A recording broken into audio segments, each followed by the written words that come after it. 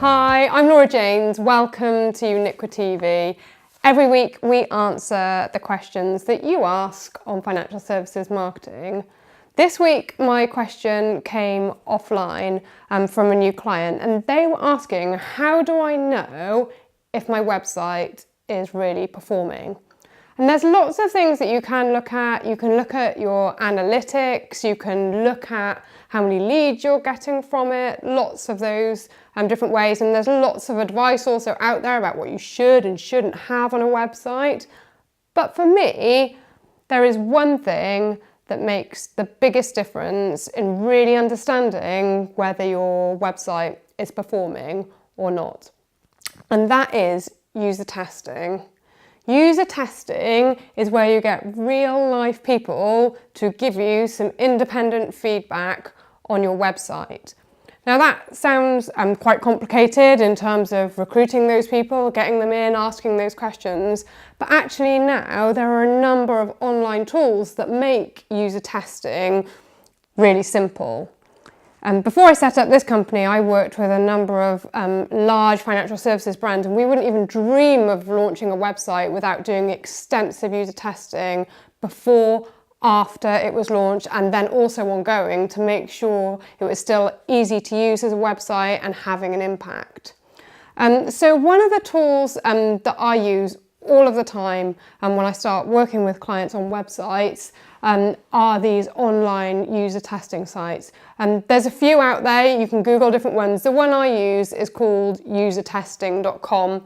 I find it quite simple and quite intuitive. Costs for these things can start from sort of £50 to £100 per participant, which may sound like a lot, but actually if you're going to be investing in your website, that investment upfront can make such a big difference to the outcome of your final site that I really think it's worthwhile. I normally recommend that you be doing a minimum of 5 tests, and ideally around 9 is kind of the ideal figure. After that, you don't really get much extra feedback. And 5, you will get a really nice amount of feedback.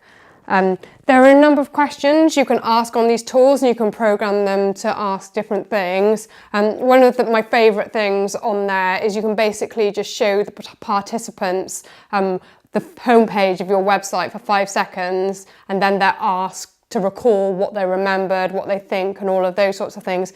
And in this world where we're moving so fast and our attention spans are so short, that initial impression that your online presence makes has a huge, huge impact. So those questions are really key. I also ask really bespoke things related. So if it was, for example, for a financial planning customer, I would be asking about, does this site look trustworthy? Would you consider them as a financial planner? All of those sorts of things. And the lovely thing is you can also target the kind of people you want to research on your website. So for example, on usertesting.com, I can select age and income level when I'm looking for participants to take part in the user studies, which gives you some really specific information for people like the ones that you're trying to attract.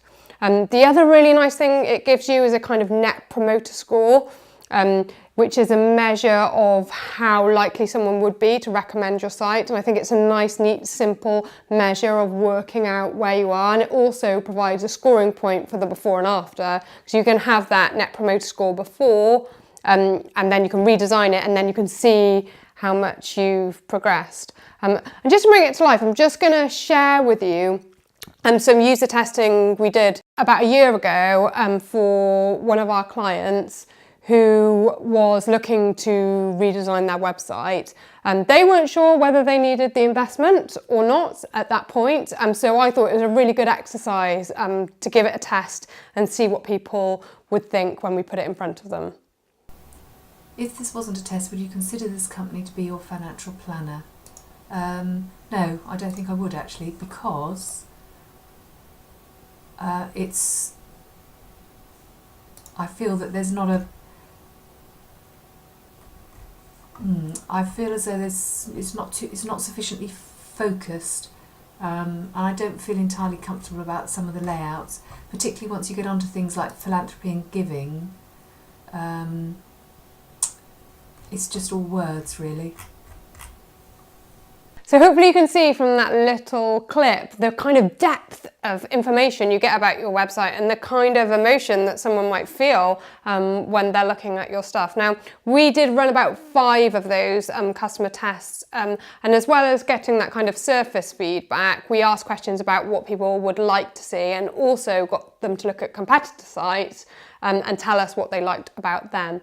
That allowed me to gather a number of requirements for the new website about what was really required. So it was, for this particular customer group, they wanted to see awards and accreditations. They wanted to see real life people, the staff and the team, and they wanted to get a flavour of what they looked like. The colours and the fonts were really important, and the overall feel. There were lots of really useful information and feedback like that, and we collated all of that and then fed that into the new website build. Obviously coupled with a really in-depth design phase, we then built it and then put it back in to the user testing. And here's a little bit of footage of the after.